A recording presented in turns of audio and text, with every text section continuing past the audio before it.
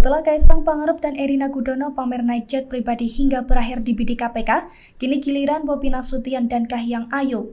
Potret menantu dan anak Jokowi yang tengah turun dari pesawat jet pribadi itu kini viral di media sosial. Pakar telematika Roy Suryo pun meyakini bahwa foto Bobi dan Kahiyang itu merupakan foto asli. Dilansir dari tribunnews.com, foto Bobi dan Kahiyang itu pertama kali diunggah dalam akun X bernama Murtadawan pada Rabu 28 Agustus 2024. Dalam foto tersebut tampak Bobi dan Kahiyang turun dari jet pribadi. Tampak pula sejumlah orang yang diduga pengawal Bobi tengah mengeluarkan barang-barang dari jet pribadi tersebut. Kemudian foto kedua tampak Bobi berjalan menggunakan payung bersama seseorang. Berdasarkan narasi dari akun tersebut, foto itu diambil pada tahun lalu dan jet pribadi itu diduga milik konglomerat asal Medan, Sumatera berinisial ACG.